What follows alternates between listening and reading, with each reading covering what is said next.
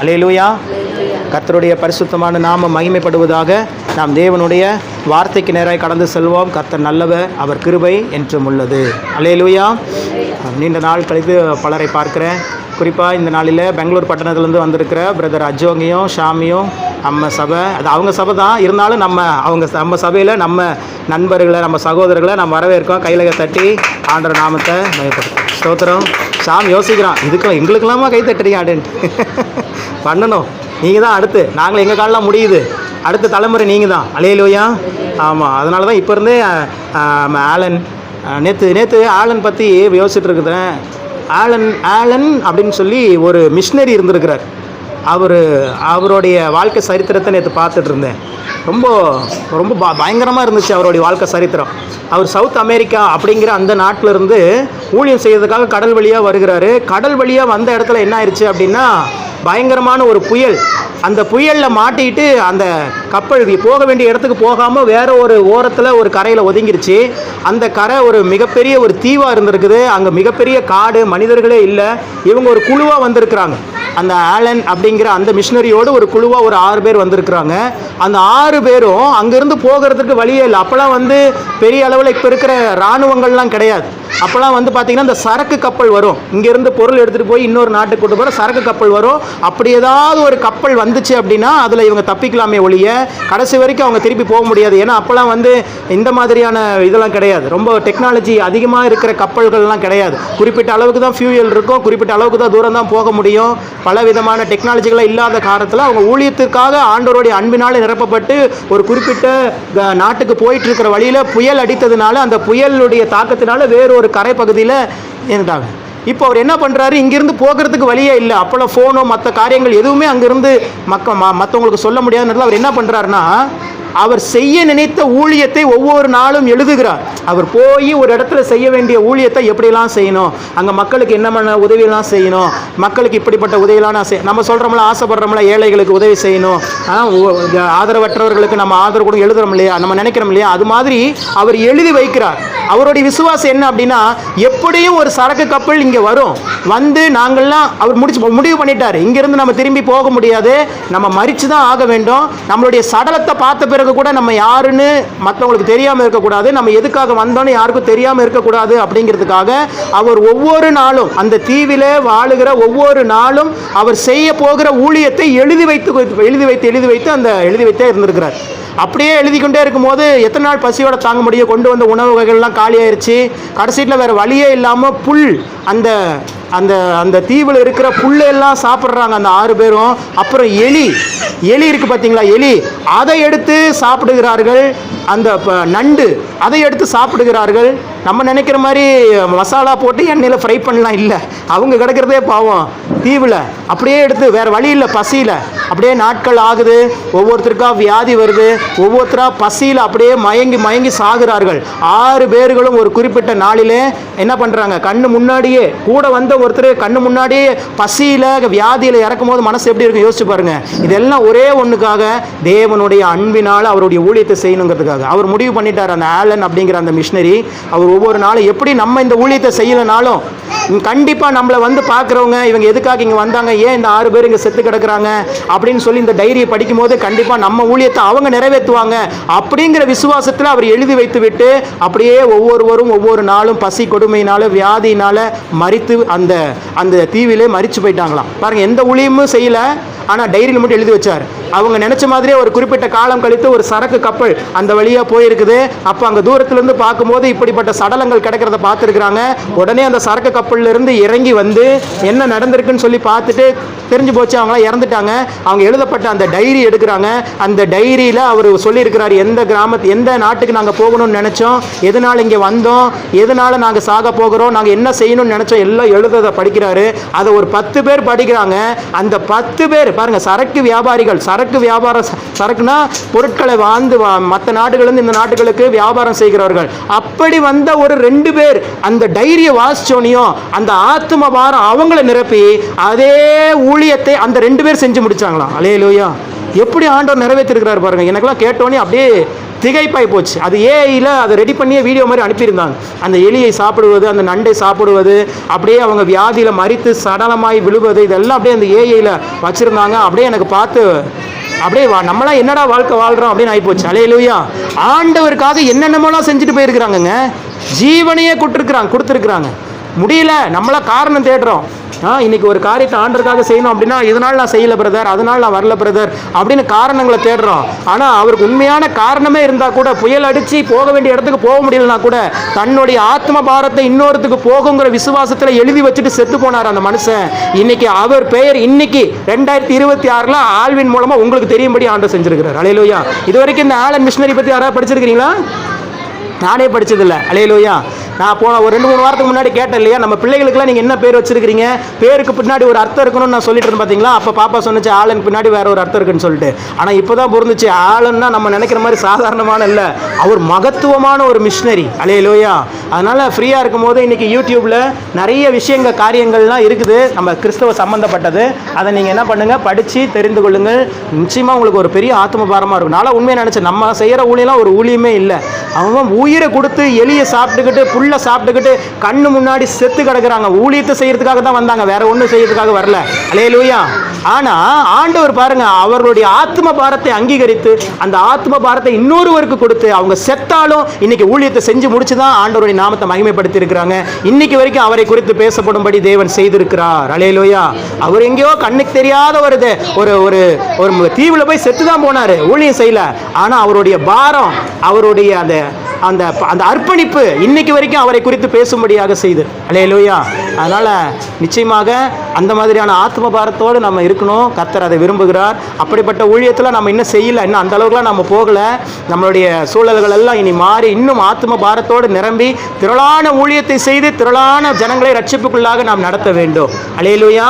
அது நம்மேல் விழுந்த கடமையாக இருக்கிறது.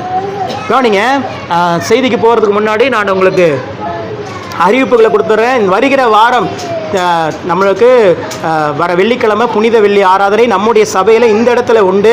எப்போதும் போல் இதே நேரத்தில் தான், காலையில் அதே 9:30 மணிலேருந்து 11:30 மணி வரைக்கும் நடக்கும். 11:30ங்கிறது 12 மணி கூட ஆகலாம். ஏன் அப்படின்னா அன்றைக்கி 7 செய்தி கேட்க போகிறோம். அல்லேலூயா. அதனால் ஒவ்வொருத்தருக்கும் 10 நிமிடங்கள் கொடுக்கப்பட்டிருக்குது. ஒரு சிலர்லாம் 10 நிமிஷம்லாம் தாக்கு பிடிக்க முடியாது. கொஞ்சம் 10 நிமிஷங்கிறது 20 நிமிஷமாக கூட மாறலாம். அதனால் அன்றைக்கி கொஞ்சம் டைமிங் பின்ன தான் ஆகும். ஆனால் கண்டிப்பாக எல்லோரும் அதில் பங்கேற்கணும். எல்லாருக்கும் நான் என்ன வேர்ட்ஸை கொடுத்துட்டு நினைக்கிறேன். முதல் வார்த்தை யார்? சிஸ்டர். முதல் வார்த்தையை பவித்ரா சிஸ்டர் கொடுக்குறாங்க. 2வது வார்த்தை அப்பா கொடுக்குறாருன்னு நினைக்கிறேன், ரங்கராஜர் அப்பா கொடுக்குறாரு. 3rd வார்த்தை டென்னிஸ் அம்மா கொடுக்குறாங்க. 4th மணி அப்பா கொடுக்குறாங்க. Very good. நீங்கள் யார்? 5வது மெர்சி கொடுக்குறாங்க. 6வது சோனியா கொடுக்குறாங்க. 7வது ரஞ்சிதா பார்க்குது. எனக்கு எதுவும் கொடுக்கலையா? நல்ல வேலை தப்பிச்சுன்னு நினைக்கிறியா இல்லை கொடுக்க? 7வது வார்த்தை நான் தான் கொடுக்கணும்னு நான் சொல்லியிருந்தேன், ஆனால் நான் கொடுக்க போகிறது இல்லை. 7வது வார்த்தை யார் கொடுக்கலாம்? ரஞ்சிதாவுக்கே கொடுத்துடலாம். அல்லேலூயா. சரி, ரஞ்சிதா சகோதரி இப்போ தான் ஊர்லேருந்து வந்திருக்கிறாங்க, நான் ட்ரெஸ் கொடுத்துருவோம். ஷீலா சகோதரி, ஷீலா அம்மா தான் 7வது வார்த்தையை சொல்லணும். அல்லேலூயா. வெள்ளிக்கிழமை லீவு தானம்மா, கவர்மெண்ட் லீவு தான். ஆமாம், உங்களுக்கு தான் பக்கத்துலேயே ஒரு போதகர் வச்சுருக்கிறீங்களா வீட்லேயே, அதெல்லாம் ஒன்றும் பிரச்சனை இல்லை. 7வது வார்த்தை நான் கொடுக்க போகிறதில்ல, ஷீலா அம்மா கொடுப்பாங்க. 7 வார்த்தைகளும் நம்மளுடைய விசுவாசிகளே கொடுக்க போகிறாங்க. அல்லேலூயா. ஆமாம், எல்லோரும் என்ன பண்ணுவாங்கன்னா வாலிபர்களுக்கு தான் வாய்ப்பு கொடுப்பாங்க. நான் யாருக்கெல்லாம் வாய்ப்பு கொடுத்துருக்கேன்னு பார்த்துங்க. அல்லேலூயா. நான் வாலிபர்களுக்கு வாய்ப்பு கொடுப்பேன். அதை தாண்டி முதியவர்களுக்கு அதிகமான வாய்ப்புகள், ஏன்னா அவங்களுக்கு அனுபவங்கள் அதிகம். கண்டிப்பாக அவர்களுக்குள்ள ஒரு தாக்கத்தை தேவன் ஏற்படுத்துவார். அந்த வார்த்தையை தியானிக்கும் போது நீங்கள் நல்லா கவனிங்க. நீங்கள் இதை வச்சு யோசிக்கும் போது பாருங்கள், ஒரு தீப்பொறி உங்கள் இருதயத்தில் அப்படியே பற்றி எரியும். அல்லேலூயா. நீங்கள் பார்ப்பீங்க. அது நீங்கள் எதுக்காக தியானிக்கும் போது ரொம்ப பர்ஃபெக்டாக இருக்கணும், கரெக்டாக சொல்லணும், அப்படிலாம் எதுவுமே நினைக்காதீங்க. என்ன மாதிரி வந்துருங்க. நான்லாம் சபையினுடைய ஆராதனைகளாக வரும்போது ரொம்ப கேஷுவலாக வருவேன். ஏன்னா பேச போகிறது அவர் தானே. அல்லேலூயா. நம்ம வேலை என்னென்னா அங்கேருந்து ரிசீவ் பண்ணி இங்கே கொடுக்கணும் கரெக்டாக, அவ்வளோதான். நம்ம நிறைய விஷயங்கள் நல்லா ப்ராக்டிஸ் பண்ணிவிட்டு அதெல்லாம் பண்ணிட்டு வருவோம். ஆனால் ஒன்றுமே அங்கே ஒரு சில நேரத்தை செய்ய முடியாமல் போயிடும். அதனால் மனசு அப்படியே ரிலாக்ஸாக விட்டுட்டு, ஆண்டவரே நான் அல்ல நீர் தான். நான் அடிக்கடி ஜெபம் பண்ணும்போது நீங்கள் பார்த்துருப்பீங்க, பேசுகிறவர்கள் நீங்கள் அல்ல, பிதாவின் ஆவியானவரே உங்களிலிருந்து பேசுகிறார். அல்லேலூயா. அப்போது ஆவியானவர் தான் உங்களிலிருந்து என்ன பண்ண போகிறாரு? பேச போகிறார். நீங்கள் பேச போகிறது 5 நிமிஷமாக இருந்தாலும் சரி, 3 நிமிஷமாக இருந்தாலும் சரி, 15 நிமிஷமாக இருந்தாலும் சரி, ஆவியானவர் உங்களோடு பேசுவார். பேதுரு பாருங்க, ரொம்ப பெரிய பிரசங்கம்லாம் பண்ணல, ஒரே பிரசங்கம் தான் பண்ணுறார். ஜீவாதிபதியை நீங்கள் தான் கொலை செய்தீர்கள், அப்படின்னு சொல்லி பயங்கரமாக வைராக்கியமாக ஒரு இடத்துல நின்று பிரசங்கம் பண்ணுறாரு. திடீர்னு பார்த்தா 3000 பேர் ரட்சிக்கப்பட்டு விழுகுறாங்க. அல்லேலூயா. ஒரு சில நேரத்தில் ஆண்டவருடைய நேரம் வந்துருச்சுன்னா ஒரே ஒரு வார்த்தை தான் நீங்கள் பேசுவீங்க, திரளானவர்கள் தேவனை அறிந்து கொள்ளும்படி தேவன் செய்வார். அதற்கு பின்பதாக தேவனுடைய காரியம் இருக்கிறது, அதற்கு பின்பதாக தேவனுடைய கிரியை இருக்கிறது. அல்லேலூயா.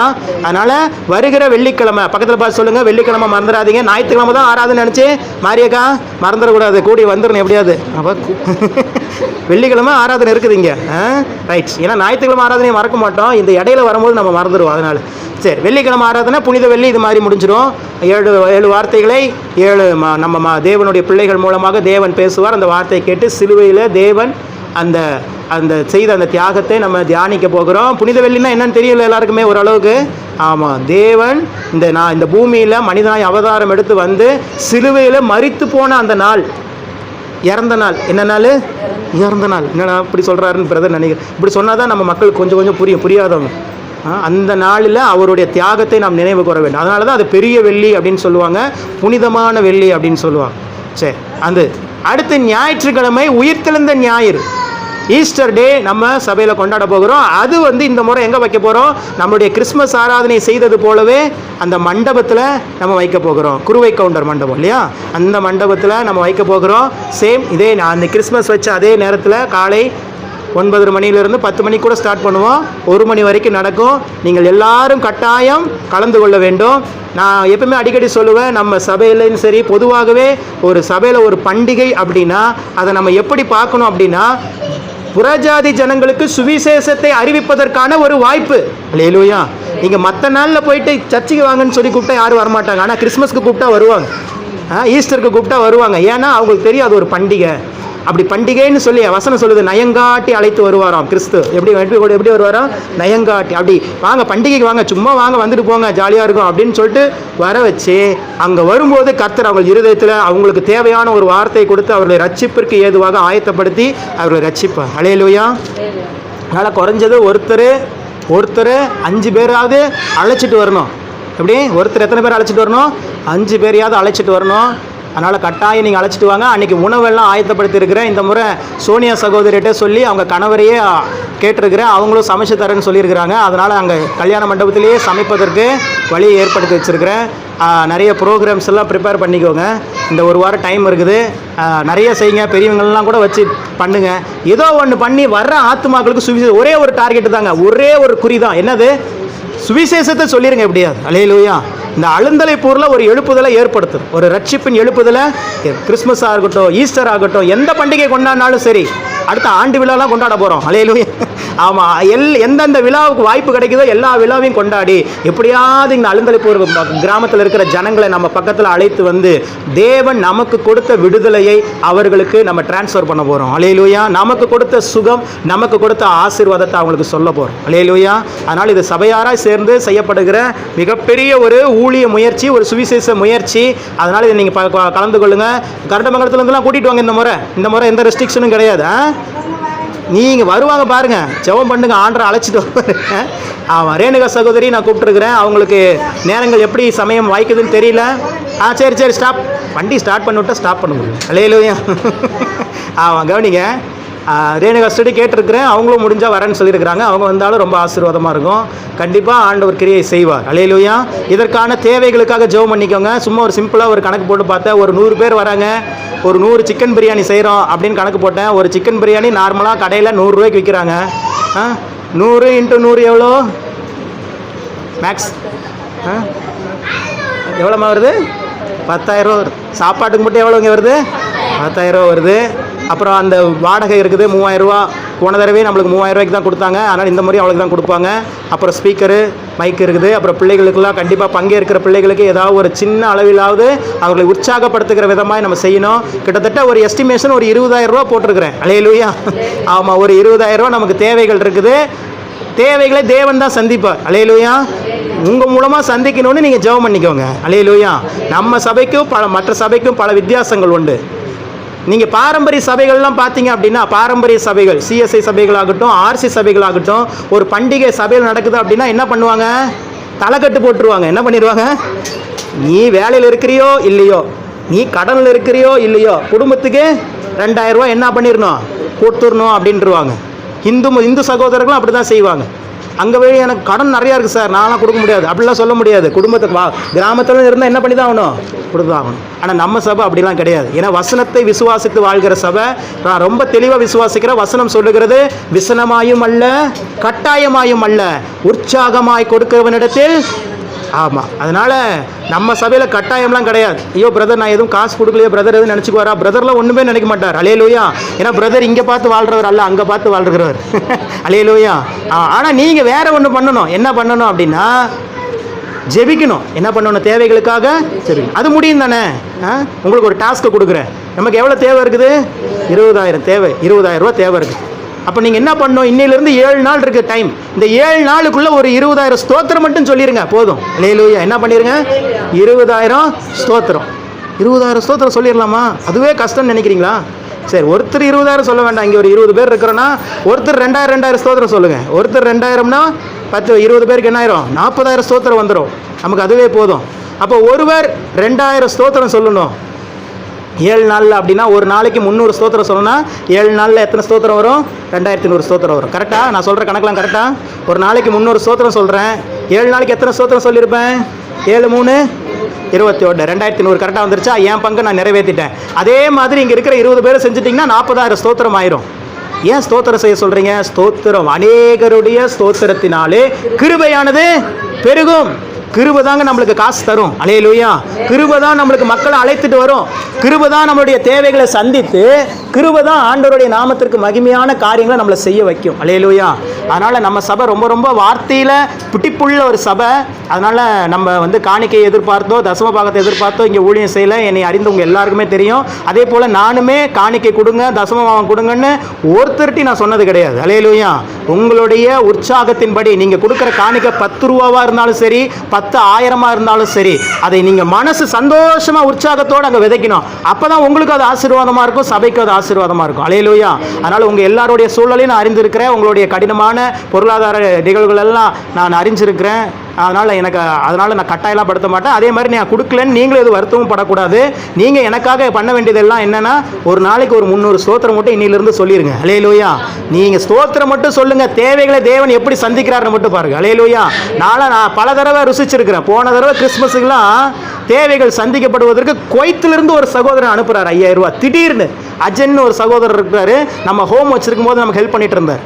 திடீர்னு பார்த்தா மெர்சி அக்கௌண்ட்டில் 5,000 ரூபா கிரெடிட் ஆகிருக்குது. அல்லேலூயா. அதனால் தேவைகளை குறித்துலாம் நீங்கள் கவலைப்படாதீங்க. கர்த்தர் தேவைகளை யார் மூலமாக, நீங்கள் எளியவாக இருந்தால் உங்களை தேடி காகம் வரும். அல்லேலூயா. காகத்தினுடைய வாயில் அப்பமும் சரி, அந்த காகம் நான் இல்லை அப்படின்னு நினச்சிடாதீங்க. நீங்கள் தான் அந்த காகமாக இருக்கணும்னு நினைக்கணும். அல்லேலூயா. அப்போ தான் நமக்கு அது ஆசீர்வாதம். அதனால் மற்ற பாரம்பரிய சபை மாதிரி தலைக்கட்டெல்லாம் நம்ம சபையில் போடுறதெல்லாம் இல்லை. நீங்கள் இவ்வளோ தேவை இருக்கிறது. இந்த தேவையில் உங்களுடைய பங்கை நீங்கள் நிறைவேற்றலாம். ஏன்னால் நீங்கள் செய்யப்படுகிற விதைக்கப்படுகிற ஒவ்வொரு விதையும் அழுந்தலைப்பூர் கிராம ஜனங்களுக்கு சுவிசேஷமாக செல்ல போகிறது. அல்லேலூயா. அவர்களுக்கு ஒரு வாய் உணவு கொடுத்து, பசியில் இருக்கிற ஜனங்களுக்கு ஒரு உணவை கொடுத்து, இயேசுவை அவங்க கொடுத்து அவங்க வீட்டுக்கு அனுப்ப போகிறோம். நமக்கு யாம் பெற்ற செல்வம் பெருகையும் வையகமேங்கிற மாதிரி நாம் பெற்ற அந்த விடுதலையை அவர்களுக்கு தரப்போகிறோம். அதற்கு உங்களுடைய பங்கை நீங்கள் செலுத்துங்கள். நான் திருப்பி சொல்கிறேன், கட்டாயம் அல்ல. என்ன அல்ல? கட்டாயம் அல்ல. நான் கணக்கெலாம் எழுதுறதுலாம் இல்லை. ஒரு சில சபையெல்லாம் கணக்கு வாசிப்பாங்க. பவித்ரா 2,000, சீலா 2001, அங்கே ஒரு அவங்க 2,000 தான், நான் 2001 அப்படின்னு ஒரு பெருமை. அல்லேலூயா. இதெல்லாம் எதுக்கு? அதெல்லாம் வேண்டாம். அந்த ரங்கத்தில் பார்க்கிற பிதா. நான் அதெல்லாம் உடன்பாடு இல்லை. நான் பல சபைகள் அந்த மாதிரி பார்த்துருக்குறேன், வாசிப்பாங்க. அப்போ அவங்க வாசிக்கிறதுலாம் தப்பா பிரதர் அப்படின்னு கேட்டிங்கன்னா, நான் தப்பு ரைட்லாம் சொல்ல மாட்டேன். எனக்கு அதில் விருப்பம் இல்லை. கொடுத்தவங்க சந்தோஷப்படுவாங்க, கொடுக்காதவங்க ரொம்ப வருத்தப்படுவாங்க. அதனால் இங்கே ஆரம்பத்திலிருந்து இன்றைக்கி வரைக்கும் கிட்டத்தட்ட 7-8 வருஷமாக இந்த ஊழியத்தை நான் செய்து கொண்டிருக்கிறோம். இந்த அழுந்தலைப்பூருக்கு 4 வருஷத்துக்கு மேலே ஆயிடுச்சு. இன்றைக்கி 234வது வாரம். இந்த வாரம் என்னது? 234. ஒரு நாள் நான் அப்படி பிரித்து பார்த்ததே இல்லை. அதே மாதிரி காணிக்கை கொடுக்குறவர்களுக்கு ஒரு மாதிரியான ஜெபம், காணிக்கை கொடுக்காத அப்படிலாம் நம்ம சபையில் பிரிவினைலாம் எதுவுமே கிடையாது. எல்லாருக்கும் மகன் தான் நான், எல்லாருக்கும் அண்ணன் தான் நான், எல்லாருக்கும் தம்பி தான் நான். அல்லேலூயா. சரி சமமாக இருப்பேன். ஏன் அப்படி இருக்கிறோம்? ஏன்னா எனக்கு தெரியும் அவர் தான் செய்ய போகிறார். அல்லேலூயா.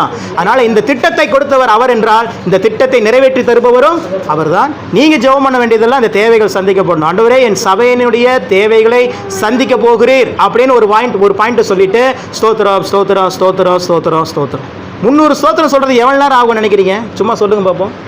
ஒரு நாளைக்கு ஒரு 300 ஸ்தோத்திரம் சொல்கிறேன். 15 நிமிஷம் ஆகுமா? ஓகே. வேறு இன்னும் கொஞ்சம் சொல்லுங்களேன். 7 நிமிஷத்தில் 100 சொல்லிடலாம். நிறைய சொல்லி பழக்கம் இருக்குது போல் இருக்குது. அல்லேலூயா. நான் சொல்கிறேன், 300 ஸ்தோத்திரம் சொல்கிறதுக்கு 5 நிமிஷம் இருந்தால் போதும். எப்படிங்க சொல்கிறீங்க? ஸ்தோத்திரம் ஸ்தோத்திரம் ஸ்தோத்திரம் ஸ்தோத்திரம் ஸ்தோத்திரம். 5 செகண்டில் 5 ஸ்தோத்திரம் சொல்லிட்டுனா அப்போ 60 செகண்டில் எத்தனை ஸ்தோத்திரம் வரும்? 60 ஸ்தோத்திரம் வந்துடும். அப்போ 5 நிமிஷத்துக்கு எத்தனை செகண்ட்ஸு? 300 செகண்ட்ஸு. அப்போ நீங்கள் சொன்னதை விட இன்னும் கம்மி தான். அல்லேலூயா. ரொம்ப ஈஸியாக இருக்குது அப்படிங்கிறீங்களா? ஆண்டவர் எப்பவுமே அப்படிப்பட்ட டாஸ்க்கு தான் நம்மளுக்கு கொடுப்பார். நம்மளை ரொம்ப கடினப்படுத்தி காயப்படுத்திக்கிற தேவன் அல்ல. ஒரு 5 நிமிஷம் சபைக்காக ஒதுக்கி அந்த 5 நிமிஷம் பார்த்துக்கோங்க. கரெக்டாக 11 முள்ள நிற்கிதா? 12 வரும்போது ஒரு வார்த்தையை ஃபஸ்ட்டு சொல்லிவிட்டு, என் சபையினுடைய தேவைகளை சந்திக்க போகிறீர் அப்படின்னு சொல்லிட்டு ஸ்தோத்திரம் ஸ்தோத்திரம் ஸ்தோத்திரம்னு 12 பார்த்துக்கிட்டே கூட சொல்லுங்கள், தப்பு இல்லை. அல்லேலூயா. எனக்கு தேவை உங்களிடத்திலிருந்து ஒரு நாளைக்கு 300 ஸ்தோத்திர பலி. சொல்லிடுவீங்களா? சொல்ல மாட்டீங்களா? கண்டிப்பாக சொல்லுங்கள். நீங்கள் சொல்லுகிற ஸ்தோத்திரம் கிருபையை பெருக பண்ணும். வார்த்தையை சும்மா பிரசங்கிச்சுட்டு போகிறதுக்கு நான் வரலைங்க. அந்த வார்த்தை தான் எனக்கு வாழ்வை தருதுங்கிறத அடம்பண்ட்டாக நான் நம்புகிறேன். அல்லேலூயா. கண்மூடித்தனமாக கர்த்தருடைய வார்த்தையை நம்புகிறேன். அதனால் எனக்கு தெரியும். நான் நேற்று நைட்டு 12 மணிக்கு இந்த ஆலோசனை கொடுத்துட்டு இருந்தார் ஆவியானவர். நான் யோசித்தேன், ஆண்டவரே 20,000 ரூபா தேவைகள் எப்படி ஆண்டவரே சந்திக்கிறது? ஆசையாக தான் இருக்குது. மக்கள் எல்லாம் கூப்பிட்டு சாப்பாடெல்லாம் கொடுத்து நல்லா கிராண்டாக கொண்டாடணும்னு. ஆனால் ரொம்ப தேவை. அப்போ தான் ஆண்டு இந்த ஐ சொன்னார், நீ அதை பற்றி யோசிக்கிற, ஸ்தோத்திரம் பண்ணு அப்படின்ட்டு. அப்போ எவ்வளோ ஸ்தோத்திரம் பண்ணுறது? உனக்கு எவ்வளோ தேவை? 20,000 தேவை. 20,000 ஸ்தோத்திரம் பண்ணு. பரவாயில்லையே, நல்லா இருக்குதே இது. அல்லேலூயா. அப்போ நான் அதை சொன்னேன். அதை எனக்கு என்ன வெளிப்பாடு ஆண்டர் கொடுக்குறாரோ அதை கொண்டு வந்து சபையில் கொடுத்துருவேன். இதை நீங்கள் உங்கள் பர்சனல் லைஃப்லேயும் நீங்கள் சூஸ் பண்ணி பாருங்கள். 1 லட்சம் தேவை அப்படின்னா 1 லட்சம் ஸ்தோத்திரம் பண்ணுங்கள். ஒரே நாளில் சொல்ல வேண்டியதில்லை. இது மாதிரி டைமிங் பிரித்து சொல்லுங்கள். நீங்கள் ஸ்தோத்திரம் பண்ணி முடிக்கிறதுக்குள்ளே அந்த காரியத்தில் தேவன் அற்புதம் செய்யலை அப்படின்னா இந்த பைபிளை நான் கீழே வச்சிடுறேன். அல்லேலூயா. கண்ணார பார்த்து கொண்டு இருக்கிறேன். தேவன் எப்படியெல்லாம் தேவைகளை சந்திப்பான்னு எனக்கு நல்லா தெரியும். அப்படியே கரை தட்டி கப்பல் கவிழ்ந்து கீழே மண்ணுக்கு போயிடும் பார்த்தீங்களா? அந்த மாதிரிலாம் போய் கையை வச்சு அங்கேருந்து பவுன்ஸ் பேக் ஆகி இப்போ மேலே வந்திருக்கிறேன் நான். அந்த அளவுக்கு தேவை. அல்லேலூயா. ஸ்கூல் ஃபீஸு கட்டில் போன மாதம்லாம் 4,000 ரூபா. மாதமே முடிய போகுது. மனைவி கட்டிட்டே தான் இருக்கிறாங்க. எனக்கும் தெரியாது, அவர் கொடுத்தா நான் கட்டுவேன் அப்படின்னு சொல்லிட்டு இருந்தேன். கடைசி நேரத்தில் தேவன் தேவைகளை சந்தித்து கட்ட வைச்சார். அல்லேலூயா. தேவனுடைய பிள்ளைகளுடைய இருதயம் என்றைக்குமே கலங்கக்கூடாது. ஏன்னா உங்களோடு இருக்கிறவர் எல் ஷடாய். உங்களோடு இருக்கிறவர் இந்த உலகத்தையே படைத்தவர். இந்த பூமியும் அது நிறைவும் கர்த்தருடையது. கர்த்தர் யாருடையவர்? பாடுறோம்ல, என் நேசர் என்னுடைய. அப்போ அவருக்கு தான் எல்லாமே இருக்குது. அப்புறம் ஏன் கவலைப்படணும்? இந்த விசுவாச பாதையை நீங்கள் ஜெயிக்கும் போது தான் தேவன் பெரிய அற்புதங்களை செய்வார். அதனால் ஜெபம் பண்ணிக்கோங்க. வெள்ளிக்கிழமை ஆராதனையும் அறிவிப்பு சொல்லிட்டேன். ஞாயிற்றுக்கிழமை ஆராதனை நம்மளுக்கு குருவ கவுண்டர் மண்டபத்தில் நடக்கும். குறைஞ்சது ஒருவர் 5 பேரை கண்டிப்பாக அழைச்சிட்டு வாங்க. யாரெல்லாம் ரட்சிக்கப்படணும்னு நீங்கள் நினைக்கிறீங்களோ உங்கள் சொந்த பந்தத்தில், நண்பர்களில், வீட்டு பக்கத்தில் இருக்கிறவங்கள அழைச்சிட்டு வாங்க. கட்டாயம் அவர்களோடு கூட கர்த்தர் பேசுவார். அவர்களை ரட்சிப்புக்குள்ளாக நடத்தும். ஒரு விதையை போட்டுருவோம் அவங்களுக்குள்ள. அல்லேலூயா. உடனே அவங்க ரட்சிக்கப்பட்டுருவாங்களான்னா தெரியாது. ஆனால் விதை போட்டிங்கன்னா அந்த விதை என்னைக்காவது ஒரு நாள் என்ன ஆகும்? மரமாகும். அந்த மரம் காடாகும். அல்லேலூயா. தேவனுடைய சித்தம் நிறைவேறும். அதனால் நீங்கள் ஜெபம் பண்ணிக்கோங்க. கர்த்தர் பெரிய காரியங்களை செய்வார். அல்லேலூயா. சரி, இந்த மாதத்தினுடைய வாக்குத்தத்த வார்த்தைக்கு நிறைய கடந்து செல்லலாம். எசேக்கியேலின் புத்தகம் 12ஆம் அதிகாரம் 28வது வசனத்தை வாசிக்கலாம். ஆகையால் என் வார்த்தைகளில் ஒன்றாகிலும் இனி தாமதிப்பதில்லை என்று, என் வார்த்தைகளில் ஒன்றாகிலும் இனி தாமதிப்பது இல்லை என்று கர்த்தராகிய ஆண்டவர் உரைக்கிறார். கர்த்தராகிய ஆண்டவர் உரைக்கிறார். நான் சொன்ன வார்த்தை நிறைவேறும் என்று, நான் சொன்ன வார்த்தை நிறைவேறும் என்று கர்த்தராகிய ஆண்டவர் உரைக்கிறார் என்று அவர்களோடே சொல் என்றார். கண்களை மூடி ஜெபிப்போம். வார்த்தையாகிய தேவனே, எங்கள் மத்தியில் வெளிப்படும் பேசுகிறவர்கள் நீங்கள் அல்ல, பிதாவின் ஆவியானவரே உங்களிலிருந்து பேசுகிறார் என்று சொன்ன வார்த்தை கனப்படுத்தி அருளும். சொல்லும் அடியார்கள் கேட்கிறோம். திருவசனத்தை கேட்கிறவர்களாய் மாத்திரம் அல்லாமல் அதன்படி செய்கிறவர்களாய் மாற எங்களை அர்ப்பணிக்கிறோம். இயேசு கிறிஸ்துவின் நாமத்தில் பிதாவே. அல்லேலூயா. ஆண்டவர் இந்த மாதத்தில் இந்த 5வது வாரமாக நம்ம தியானித்து கொண்டிருக்கிறோம். இந்த வாரத்தில் ரொம்ப பவர்ஃபுல்லான ஒரு வார்த்தையை தந்தார். என் வார்த்தைகளில் ஒன்றாகிலும் இனி தாமதிப்பது இல்லை. அல்லேலூயா. அவருடைய வார்த்தை இனி உங்கள் வாழ்க்கையில் தாமதிக்காது. அவர் உங்களுக்கு கொடுக்கப்பட்ட வாக்குத்தத்தம் இனி தாமதிக்காது. அது தீவிரமாய் நடக்கும். அது தீவிரமாய் நடந்து முடியும். அல்லேலூயா. அதைத்தான் நம்ம இந்த வாரம் ஃபுல்லாக தியானித்து கொண்டிருக்கிறோம். ஏன் நம்மளை தேவன் நம்ம வாழ்க்கையில் நன்மைகளை தருவதற்கு தாமதப்படுத்துகிறார்? அது ஆக்சுவலாக தாமதம் அல்ல, நம்மளை ஆயத்தப்படுத்துகிற நாட்கள் என்று சொல்லி கடந்த வாரத்தில் நம்ம பார்த்தோம். வேதாகமத்தில் ஆசீர்வாதத்தை பெற்றுக்கொண்ட பரிசுத்தவான்கள் பல பேர் இருக்கிறாங்க. ஆனால் யாருக்காவது உடனடியான ஆசீர்வாதம் வந்துச்சா? இல்லை. நீங்கள் பாருங்கள், யாரை வேணால் எடுத்துக்கோங்க. ஆபிரகாம் கொடுக்கப்பட்ட வாக்குத்தத்தம் நிறைவேறுவதற்கு காத்திருந்து பெற்றுக்கொண்டார். ஈசாக்கு ஈசாக்கு ரெபேக்காளுக்கு குழந்தை கிடையாது ரொம்ப நாளா. ஈசாக்கு தான் ஜெபம் பண்றாரு ரெபேக்காளுக்காக. அதுக்கு பிறகு தேவன் என்ன பண்றாரு, ரெட்டை குழந்தையை தர்றாரு, ஏசா யாக்கோபு பிறக்கிறாங்க. அப்ப ஈசாக்கும் சரி, ரெபேக்காலும் சரி, சாராலும் சரி, ஆபிரகாமும் சரி. அதே போல யாக்கோபு ஒரே நாள்ல பெரிய பணக்காரர் ஆயிட்டாரா? அவர் சொல்றாரு, வெறும் கையாய் கடந்து போனேன், இப்ப எப்படி வந்திருக்கிறேன்? 2 பரிவாரங்கள், இந்த பக்கம் ஒரு பரிவாரம், பயங்கரமான ஆசீர்வாதம், இந்த பக்கம் ஒரு ஆசீர்வாதம். காத்திருந்த நாட்கள் அதிகம். தாவீது அபிஷேகம் பண்ணப்பட்டாச்சு ராஜாதான் சொல்லி, ஆனா அபிஷேகம் பண்ணப்பட்ட பிறகும் அவன் ஆடுதான் மேய்ச்சிட்டு இருந்தான். நாட்கள் வந்தது, எந்த தேசத்துல ஒரு ஓரத்துல மலையில நின்று ஆடுகளை மேய்த்து கொண்டிருந்தானோ அதே தேசத்துல ராஜாவாக தேவன் உயர்த்தினான். அல்லேலூயா. யோசேப்பு வாக்குத்தத்தத்தை பெற்றவன், பலவிதமான பாடுகளை கடந்து வருகிறான். எந்த நாட்டிற்கு அடிமையாக போனானோ அதே நாட்டுக்கு அதிபதியாக தேவன் அவனை மாற்றினார், எகிப்து தேசத்தில். அல்லேலூயா. இப்படி பைபிளில் நீங்கள் பார்த்தீங்க அப்படின்னா எல்லா ஜனங்களும் ஆசீர்வதிக்கப்பட்டிருக்கிறாங்க, தேவனுடைய பிள்ளைகள். ஆனால் காத்திருந்து அந்த நாட்கள் நிறைவேறும் போது தான் ஆசீர்வாதத்தை பெற்றுக்கொண்டிருக்கிறாங்க. அதே தான் ஆண்டவர் என்று உங்களுக்கு சொல்லுகிறார், நீங்கள் காத்திருந்த நாட்கள் வீணான நாட்கள் அல்ல, அதுதான் உங்கள் ஆசீர்வாதத்தின் நாட்கள். உங்களை பண்படுத்துகிறார், அந்த நேரத்தில் உங்களை ஆயத்தப்படுத்தி இருக்கிறார். ஆண்டவருடைய வார்த்தையை தந்து தந்து தந்து அந்த விசுவாசத்தில் உங்களை ஸ்ட்ராங் பண்ணி இருக்கிறார். அப்படி நீங்கள் ஸ்ட்ராங்காக ஆயிட்டீங்க அப்படின்னா உங்களுடைய ஆசீர்வாதத்தின் நாட்கள் தொடங்கிவிட்டது என்று அர்த்தம். அல்லேலூயா. ஆண்டவர் காத்துக்கிட்டே இருப்பார். வசனம் சொல்லுது, அவர் உங்களுக்கு மனதுருகும்படி, உங்கள் மேல் மனதுருகும்படி அவர் காத்திருப்பாராம். அவர் காத்திருக்கிறாரா? நீங்கள் யோசிக்கணும், குழப்பமாக இருக்கும். நம்ம தானே காத்திருக்கிறோம். சொல்ல போனால் ஆண்டவர் எனக்கு ஒரு நன்மை செய்யணுமா செய்யக்கூடாதா? நன்மை வேணாமா யாருக்குமே? நீங்களாம் பார்க்குறது பார்த்தா எங்களுக்கெல்லாம் வேணாம் பிரதர், நீங்களே வச்சுக்கங்கிறீங்களா? அல்லேலூயா. தேவன் எல்லாருக்கும் ஒவ்வொரு ஆசை மனசில் இருக்குது, மன விருப்பங்கள் இருக்குது. யாராவது ஒருத்தருடைய மன விருப்பம் சொல்லுங்கள் பார்ப்போம். நான் கொஞ்சம் தண்ணி குடிச்சுக்கிறேன், அப்படி சொல்லி தான் தண்ணி குடிக்க முடியும். ஏதோ ஒரு மன விருப்பத்தை சொல்லுங்களேன். ஷாமோடைய மன விருப்பம் என்ன? சும்மா ஏதா நிறையா இருக்குது பிரதர் அப்படின்னு சொல்லிடாதீங்க, ஏதாவது ஒன்று சொல்லு. அஜோம் கிட்ட கேட்கலாம், சொல்லலாமா, இவனை நம்பி சொல்லலாமா அப்படின்னு கேட்குறியா?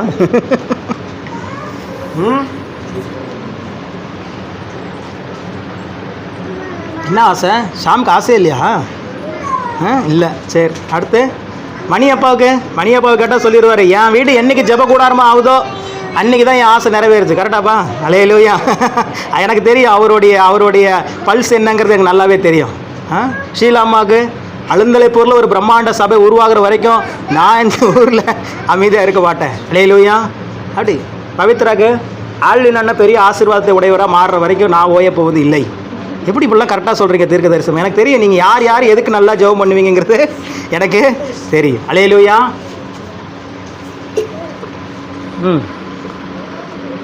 கவனிங்க. அப்போது ஒவ்வொருவருடைய மன விருப்பத்தையும் தேவன் நிறைவேற்றுகிறவராக இருக்கிறார். அல்லேலூயா. அந்த மன விருப்பங்கள் நிறைவேறுவதற்கு ஒரு சில ப்ராசஸ் செய்ய வேண்டியது இருக்குது. அந்த ப்ராசஸ் பண்ணுகிற அந்த நாட்கள் தான் என்னது அப்படின்னா காத்திருப்பின் நாட்கள். என்ன நாட்கள்?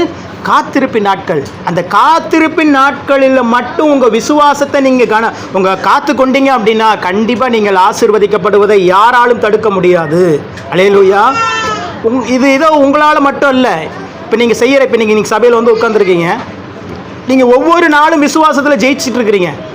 நான் சொல்கிறேன், இங்கே இருக்கிற ஒவ்வொருவருமே இன்னைக்கு காலையில் பிசாசை ஜெயிச்சிருக்கிறீங்க, அதனால தான் இங்கே சபையில் வந்து உட்காந்துருக்கீங்க. அல்லேலூயா. நீங்கள் பிசாசு ஜெயிச்சிருந்தானா இன்றைக்கி நீங்கள் வீட்டில் இருந்திருப்பீங்க. ஒவ்வொரு நாளும் போராட்டம் நடந்துட்டு தாங்க இருக்குது. நீங்கள் அருமையான அம்மா டென்னிஸ் அம்மா சொன்ன சாட்சி கவனிச்சிங்க. சர்ச்சுக்கு வர்றதுக்கு ரொம்ப ஆர்வமாக இருப்பாங்க அப்பா அம்மா 2 பேருமே. ஆனால் வர வேண்டிய நேரத்தில் மிக அத்தியாவசிய தேவையாக இருக்கிற தண்ணி வந்துருச்சு. இப்போதான் ஒரு பெரிய விசுவாச சோதனையே. தண்ணியா சபையா தண்ணியா பெரிய. ஆனால் அதை ஹேண்டில் பண்ணுற விதம் ரொம்ப கஷ்டம். நீங்கள் இந்த இடத்துல தான் விசுவாசியா, நீங்கள் எது உங்களுக்கு முக்கியங்கிறத நீங்கள் முயற்சி பண்ணுகிற ஒரு காரியம். அப்போ பாருங்க, சரியான ஒரு முடிவு எடுத்துருக்குறாங்க. பரவாயில்ல, லேட் ஆனாலும் பரவாயில்ல, கர்த்தருடைய சமூகத்துக்கு போகிறத மட்டும் என்ன பண்ணிடக்கூடாது, நிறுத்திடக்கூடாதுன்னு நினைக்கிறாங்களா? அப்போ நீங்கள் விசுவாசத்தில் ஜெயிச்சிட்டீங்கன்னு அர்த்தம். அல்லேலூயா. இப்படி தான் ஒவ்வொரு நாளும் விசுவாசத்தில் நம்ம ஜெயிக்கணும். ஒவ்வொரு நாளும் உங்களுக்கு முன்பதாக சோதனை வந்துக்கிட்டே தான் இருக்கும். இந்த பிசாசு இருக்கிறானே, பிசாசு அவன் 24 மணி நேரமும் என்ன செயல்பட்டுட்டே இருப்பான்னா, ஒரே ஒர்க்கு தான் அவனுக்கு, உங்களை விசுவாசத்திலிருந்து வழுவி செல்ல வேண்டும் என்பதற்காக பலவிதமான கவலைகள், பலவிதமான பலவீனங்கள், பலவிதமான சோர்வுகளை கொடுத்து என்ன வாழ்க்கை, வாழ்ந்து என்னங்க பிரயோஜனம், போங்க, வாழ்றத விட வாழாமே இருக்குது பரவாயில்ல அப்படின்னு எத்தனை பேர் இங்கே இருக்கிறீங்கன்னா எல்லாரும் கை தூக்கிடுவோம். நான் தான் முதல்ல தூக்கும். அல்லேலூயா. ஒரு சில நேரத்தில் சோர்வுகள் அப்படி வந்துடும். ஆனால் அந்த சோர்வை தேவனுடைய வார்த்தையை கொண்டு நீங்கள் ஜெயிக்கிறீங்க அப்படின்னா தான் விசுவாசத்தில் நீங்கள் ஜெயிச்சிட்டீங்கன்னு அர்த்தம். காத்திருப்பின் நாட்களில் இப்படி தான் ஒவ்வொரு நாளும் ஒவ்வொரு டாஸ்க் இருந்துகிட்டே வரும். அதை ஜெயிக்க ஜெயிக்க ஜெயிக்க ஒரு நாள் வரும், உங்கள் வாழ்க்கையில் இருக்கிற எல்லா சோதனைகளுக்கும் ஆண்டவர் ஒரு முடிவு புள்ளியை வச்சிருவார். ஆசீர்வாதத்தின் நாட்களை தொடங்கி வச்சிருவார். அல்லேலூயா. இஸ்ரவேல் ஜனங்களுக்கு எல்லா நாளும் வனாந்திரம் கிடையாதுங்க. கானானை சுதந்திரித்து கொள்ளும் வரைக்கும் மட்டும்தான் வனாந்திரம். கானானுக்குள்ள பிரவேசிச்சுட்டா அது எப்படிப்பட்ட தேசம்? பாலும் தேனும் ஓடுகிற தேசம். அந்த கானானுக்குள்ள என்ட்ரா நம்ம கானான் இங்கே பிரசங்கம் பண்ணி நிறைய பேருக்கு இப்போ கானான் அப்படின்னாவே பரலோகத்தை பார்க்க ஆரம்பிச்சிட்டாங்க. கானான்னா என்னது? பரலோக வாழ்க்கைன்னு நினைக்கிறாங்க. இல்லை, கானான்ங்கிறது லிட்ரலாக பூமியில் இருந்த ஒரு இடம் இப்பவும் இருக்குது இஸ்ரேல் தேசத்தில். அல்லேலூயா. அப்போது தேவன், நீங்கள் நல்லா தேவனை கரெக்டாக புரிஞ்சுக்கணும். நீங்கள் பரலோகத்துக்கு வருவது மட்டும் தேவ சித்தம் இல்லை. இந்த பூமியில் நீங்கள் குறைவில்லாத, வியாதி இல்லாத, பாவமில்லாத வாழ்க்கையை வாழணும், மகிழ்ச்சியாய் வாழணும், சந்தோஷமாக வாழணுங்கிறதுக்காகத்தான் இந்த பூமியிலே ஆண்டவர் உங்களை வச்சிருக்கிறார். அது தெரியுமா உங்களுக்கு? அல்லேலூயா. நீங்கள் பரலோகத்துக்கு போகிறது மட்டும்தான் தேவனுடைய சித்தம் அப்படின்னா, நீங்கள் ஞானஸ்தானம் எடுக்கும்போது உங்கள் பாஸ்டர் உங்களுக்கு ஞானஸ்தானம் கொடுக்கும்போது 5 நிமிஷம் தண்ணியில் அமுக்கினவரை இன்னொரு 10 நிமிஷம் சேர்த்து அமுக்கினார்னா டைரெக்டாக எங்கே போயிடலாம்? பரலோகத்துக்கு போயிடலாம். உண்மை அதுதானே? அதுதான் தேவ சித்தம். பிரதர், ஒரு மனுஷனுக்கு தேவனுடைய சித்தம் என்ன அப்படின்னா அவன் ஞானஸ்தானம் எடுத்து பரலோகத்துக்கு போகணும். அப்படித்தான். அப்படின்னா அப்போ பாஸ்டருங்களாம் என்ன பண்ணலாம்? 5 நிமிஷம் ஞானஸ்தானம் கொடுக்க வேண்டியது இன்னொரு 10 நிமிஷம் சேர்த்து வச்சுருந்தோம்னா உடனடியாக அடக்க ஆராதனையும் செய்து என்ன பண்ணிடலாம்? பரலோகமே அப்படின்னு பாட்டு பாடி அமுச்சு வச்சிடலாம். ஆனால் அது அல்லங்க தேவ சித்தம். அது அல்ல. அது நம்மளுடைய டெஸ்டினேஷன். கரெக்டு தான், அது நம்மளுடைய டெஸ்டினேஷன் தான், அது ஃபைனல். ஆனால் இங்கே நம்ம செய்ய வேண்டிய காரியம் நிறைய இருக்குது. அல்லேலூயா. இந்த பூமியை தேவன், நீங்கள் பூமியை பார்த்துருக்கீங்களா? என்னைக்காவது இந்த பூமியினுடைய இந்த மலைகளை பார்த்து, கடலை பார்த்து, வானத்தை பார்த்து ரசிச்சிருக்கிறீங்களா? சே, எவ்வளோ அழகாக இருக்குதுப்பா இது பார்த்து. ரசிச்சிருக்கீங்களா? உலக பிரகாரமான ஜனங்கள் எல்லாம் ரசிச்சுட்டு இருக்கிறான். தேவன் கொடுத்தது யாருக்கு தான்? நீங்களும் நானும் ரசிக்கணும் தான். நானும் அந்த கடலை பார்த்துலாம் ரொம்ப நேரம் இந்த கடல் பாருங்கள் சும்மாவே இருக்க மாட்டேங்குது, வந்துட்டு போகுது. பார்த்தீங்களா? யார் அதை யாராவது இது பண்ணுறாங்களா? இல்லை. ஆண்டவர் எப்படி படைச்சிருக்காரு பாருங்கள். அதே ஏரியில் இருக்கிற தண்ணி அப்படியே ஃப்ளாட்டாக இருக்குது. ஆனால் கடலில் இருக்கிற தண்ணி மட்டும் என்ன பண்ணுது? ஒரு குறிப்பிட்ட தூரத்தில் வந்து திடீர்னு நம்மளை நோக்கி வருது, அப்படியே வந்துட்டு போகுது, அப்படியே நம்மளை வந்து தொட்டுட்டு போகுது. இதெல்லாம் உட்காந்து நீங்கள் என்னைக்கா பார்த்துருக்கீங்களா? இரவு நேரத்தில் வானத்தை அண்ணாந்து பார்த்து இந்த வானத்தில் இருக்கிற நட்சத்திரங்களையும் அந்த நிலாவையும் பார்த்து ஆண்டவருக்கு நன்றி சொல்லியிருக்கிறீங்களா? இந்த மூணாறு, கொடைக்கானல், ஊட்டி இந்த மாதிரி இடங்கள்லாம் போயிட்டு அந்த மலை பிரதேசம்லாம் பார்த்து அவ்வளோ அழகாக ஆண்டவர் படைச்சிருக்கிறாரு, அவ்வளோ அற்புதமாக படைச்சிருக்கிறாரு. அது எங்கள் ஊர் சேலம் ஏற்காடுலலாம் பார்த்தீங்க அப்படின்னா அந்த கிளைமேட்லலாம் போனீங்கன்னா அப்படியே கார் மேலே போக போக போக அந்த மேகத்தை நீங்கள் அப்படியே அந்த கார் மேலே உரசிட்டு போகும். அல்லேலூயா. அதெல்லாம் நான் பார்த்துருக்குறேன். நான் அப்போல்லாம் பார்த்துட்டு சொல்லுவேன், ஆண்டவரே இதெல்லாம் படைச்சது யாருக்காக தான்? உலக மனுஷன் தெரிஞ்சுக்கிட்டான். உலகம் பிறந்தது அவன் சொல்கிறான் பாருங்க. ஓடும் நதிகளும் எம்ஜிஆர் பாட்டு பாடி முதலமைச்சர் ஆகிட்டார். அல்லேலூயா. ஆனால் நம்ம பைபிளில் தான் எல்லாமே எழுதப்பட்டிருக்குது. எல்லாமே யாருக்காக தான்? புத்தர், காந்தி, இயேசு பிறந்தது பூமியில் எதற்காக? தோழா, ஏழை நமக்காக. முடிச்சிட்டார். அவர் இன்னைக்கு சிறந்த தலைவராகிட்டார். ஆனால் இது எல்லாமே பைபிளில் தான் இருக்குது. அல்லேலூயா. அதனால தான் ஆண்டவர் ஒரே வார்த்தையை சொல்லிட்டார். ஆண்டவர் என்னன்னா ஒரே வார்த்தையில் சொன்னா உங்களுக்கு புரியல. பூமியையோ மனு புத்திரருக்கு கொடுத்தார். அப்படி ஒரு பாயிண்டில் சொன்னதுனால நமக்கு அது புரியாமல் போயிடுச்சு. நீங்கள் இனிமேல் பாருங்கள், உங்களை சுற்றி இருக்கிற எல்லாமே உங்களுக்காக படைக்கப்பட்டது. அல்லேலூயா. அதை பாருங்கள். அவன் அதாவது ஒரு காதலன், ஒரு காதலி இருக்கிறாங்கன்னு வச்சுக்கோங்களேன். அந்த காதலியோடைய பர்த்டேக்கு ஒரு கிஃப்ட்டு கொண்டு போய் கொடுக்குறாங்க அப்படின்னா அந்த காதலன் அந்த கிஃப்ட்டை வாங்குறதுக்கு பல யோசனை பண்ணுவான். எது கொடுத்தா நல்லா இருக்கும், அது அப்படியே மனசில் பதியணும். அந்த பொண்ணு அப்படியே என்ன சொல்கிறது, அப்படியே நிரம்பி வந்து பா சூப்பர் அப்படின்னு சொல்லணும் அப்படின்ட்டு பல இதை சூஸ் பண்ணுவான். அதே போல தான் ஆண்டவர் என் பிள்ளைங்களுக்கு எப்படி இருந்தால் சந்தோஷமாக இருப்பாங்கன்னு சொல்லி ஒவ்வொன்றையும் பார்த்து பார்த்து படைச்சி வச்சிருக்கிறார். அல்லேலூயா. வானம் இப்படி தான் இருக்கணும், பூமி இப்படி தான் இருக்கணும், மரங்கள் இப்படி தான் இருக்கணும். இந்த மரங்கள் அப்படியே க்ரீனு. நான் பெங்களூரில் போகும்போது பார்த்தேன், ஒரு குறிப்பிட்ட இடத்துலலாம் பார்த்தீங்கன்னா மரம் எல்லாம் ஃபுல்லாக எல்லோ கலரில் இருக்குது. ஆனால் பச்சை பசைன்னு இருக்கிறத எல்லோ கலரில் இருக்குது. பார்க்குறதுக்கு அவ்வளோ அழகாக இருக்குது. அல்லேலூயா. அப்போது தேவன் படைச்சிருக்கிறார் பாருங்க. இதெல்லாம் யாருக்காக? உங்களுக்காக. நீங்கள் மன மகிழ்ச்சியாக இருக்கணுங்கிறதுக்காக அவர் ரொம்ப ஒர்க் பண்ணி இதெல்லாம் செஞ்சுருக்கிறாரு. ஆனால் நம்ம என்ன பண்ணிகிட்டு இருக்கிறோம்? இப்படியே நின்றுட்டோம், ஃபோனை கையில் வச்சுக்கிட்டு எதையுமே பார்க்கறது இல்லை. இப்போ மனைவி கணவன்கிட்ட பேசுறதுனா கூட ஃபோனில் தான் பேசுகிறாங்க. அந்த ரூமில் மனைவி இருக்கிறாங்க. என்ன பண்ணுறீங்க, பையன் அழுதுட்டு இருக்கிறான் பார்த்தீங்களா, நான் பார்க்குறேன் இவர் கட் பண்ணிட்டு போய் ஒரு வீட்டுக்குள்ளே இருந்து கணவன் மனைவி ஃபோன் பேசுகிறதுக்கு எனக்கெல்லாம் பயமாயிருச்சுங்க. இனி என் பிள்ளைகளுடைய வாழ்க்கையெல்லாம் வரும்போதெல்லாம் எப்படி இருக்குமோ தெரியலையே. அல்லேலூயா. நீங்கள் கணவன் மனைவிக்குள்ளே இருக்கிற அன்பு அண்டர்ஸ்டாண்டிங் அதெல்லாம் ஒன்றுமே இல்லை. அவங்க குறிப்பிட்ட நேரம் போகிறாங்க, வேலைக்கு போகிறாங்க, வராங்க, சாப்பிட்றாங்க, ஃபோனை எடுக்கிறாங்க, போகிறாங்க, வராங்க, அவ்வளோதான். இப்படியே ஆகிப்போச்சு. நாட்களெல்லாம் 90s கிட்டோட காலங்கள்லாம் முடிஞ்சிச்சு போல் இருக்குது. தேவன் தான் அதை மீட்டெடுக்கணும். அல்லேலூயா. கவனிங்க, தேவனுடைய பிள்ளைகளுக்கு தேவன் குறித்த நாட்களை வைத்திருக்கிறார். அந்த நாட்களில் நம்ம பிரவேசிப்பதற்குண்டான அடையாளம் என்ன? ஒரு 2 அடையாளத்தை மட்டும் பார்த்துட்டு நம்ம ஜெபம் பண்ண போகிறோம். வாசிங்க, நாகும் 1ஆம் அதிகாரம் 7ஆம் வசனம். நாகும் 1ஆம் அதிகாரம் 7ஆம் வசனம். Jesus Holi spirit. கர்த்தர் நல்லவர், இக்கட்டு நாளிலே கர்த்தர் நல்லவர், இக்கட்டு நாளிலே அரணான கோட்டை தம்மை நம்புகிறவர்களை அறிந்திருக்கிறார். அல்லேலூயா. முதலாவது, நீங்கள் ஆசீர்வதிக்கப்பட போறீங்க. உங்களுடைய ஆசீர்வாதத்தின் நாட்கள் வந்து விட்டதுங்கிறதுக்கு அடையாளம் என்ன தெரியுமா? வாழ்க்கையில் ஃபஸ்ட்டு இக்கட்டுகள் வரும். என்ன வரும்? இக்கட்டுகள் வரும். திடீர் என்று பார்த்தீங்கன்னா பயங்கரமாக இருக்கும் பிரச்சனை. ஒரு சம்பவத்தை நான் வாசிக்கிறேன். யாத்ராகமத்தின் புத்தகத்தை திருப்பிக்கோங்க. 5ஆம் அதிகாரம் 19, 20ஆம் வசனத்தை வாசிங்க. யாத்ராகமம் 5ஆம் அதிகாரம் 19வது வசனம், 20வது வசனம். நீங்கள் ஒவ்வொரு நாளிலும் அறுத்து தீர வேண்டிய செங்கலிலே ஒன்றும் குறைக்கப்படாது என்று சொல்லப்பட்டதினாலே இஸ்ரவேல் புத்திரரின் தலைவர் தங்களுக்கு இக்கட்டு வந்தது என்று கண்டார்கள். இந்த சம்பவத்தினுடைய பின்னணி என்ன? இஸ்ரவேல் ஜனங்கள் எகிப்து தேசத்தில் அடிமையாக இருக்கிறாங்க. இப்போ மோசேவையும் ஆரோனையும் தேவன் என்ன பண்ணுறாரு? அவர்களை விடுவித்து அழைத்து கானானுக்கு நேராக அழைத்து கொண்டு வரும்படி பார்வோன் இடத்துல போய் பேச வைக்கிறாரு. பார்வோன்ட்டு போய் பேசுகிறாங்க மோசேவும் ஆரோனும். எப்பா, எங்கள் ஜனங்களெல்லாம் விடுவிச்சிரு, இவ்வளோ நாளாக நாங்கள் அடிமையாக இருந்துட்டோம், ஆண்டவர் சொல்லி அனுப்பிட்டாரு, எங்களெல்லாம் விடுவிச்சிரு, நாங்கள் ஆராதிக்கும்படி எங்களை போக விடு அப்படிங்கிறான். உடனே பார்வோனுக்கு பயங்கர கோபம் வந்துருச்சு. ஏன்டா அவங்கள அடிமையாக வச்சிருக்கிறது, நீ விடுதலையார் செய்ய சொல்கிறியான்னு சொல்லிட்டு ஏற்கனவே இருக்கிற இக்கட்டுகளில் இன்னும் கொஞ்சம் அடிஷ்னலாக பண்ணுறான். என்ன பண்ணுறான்? நீங்கள் இனி கண்டிப்பாக செங்கல் அறுக்கிறதுல ஒரு கல் கூட குறையக்கூடாது. இதுக்கு முன்னாடியாவது அந்த செங்கல்லாம் அறுக்கிறதுக்கு உண்டான வைக்கோலை கரெக்டாக கொடுத்துட்டு இருந்தால் இனி வைக்கோலை என்ன பண்ண தான் முடியும்? ரொம்ப கம்மியாக தான் கொடுப்போன்னு சொன்னோன்னே நெருக்கம் அதிகமாகிறது. கவனிங்க, தேவன் ஒரு மீட்புக்காக மோசேயும் ஆரோனையும் அனுப்புகிறார். ஆனால் அவர்கள் எடுத்த முயற்சி இஸ்ரவேல் தேசத்திற்கு, இஸ்ரவேல் ஜனங்களுக்கு இக்கட்டை ஏற்படுத்தி விட்டது. பாருங்க, வாசனம் தெளிவாக சொல்ல. இஸ்ரவேலின் வாசிங்க, இஸ்ரவேலின் புத்திரரின் தலைவர் என்ன நினைக்கிறாரு? தெரிஞ்சுக்கிட்டாங்க, போச்சுரா நம்மளுக்கு பிரச்சனை. இந்த சும்மா நாங்களாவது அடிமையாக இருந்துக்கிட்டு இந்த செங்கலை வெட்டி வாழ்ந்துட்டு இருந்திருக்கலாம். இந்த மோசேயும் ஆரோனும் வந்து எங்களை விடுவிக்கிறோங்கிற பேரில் போய் பார்வோன்கிட்ட பேசி இப்போ பார்வோன் எக்ஸ்ட்ரா தண்டனையை கொடுத்துட்டாரே அப்படின்னு சொல்லி இக்கட்டு வந்தது என்று கண்டார்கள். அல்லேலூயா. அப்போ உங்க வாழ்க்கையில் ஒரு மீட்பு வரப்போகுது அப்படின்னா நீங்க சந்திக்க போகிற முதல் ஃபேஸ் இக்கட்டு தான். அல்லேலூயா. ஏன்னா இப்போ வித்தியாசமாக இருக்குதுல்ல, ஆவியானவர் அப்படி தான் சொல்லி கொடுத்தார். உன் வாழ்க்கையில் ஆல்ரெடி அவங்க பிரச்சனை தான் இருக்கிறாங்க. நல்லா கவனிக்கணும். இஸ்ரவேல் ஜனங்கள் என்னமோ ரொம்ப விடுதலையோடு சந்தோஷமாலாம் அங்கே இல்லை. ஒவ்வொரு நாளும் கடின உழைப்பு உழைக்கிறாங்க.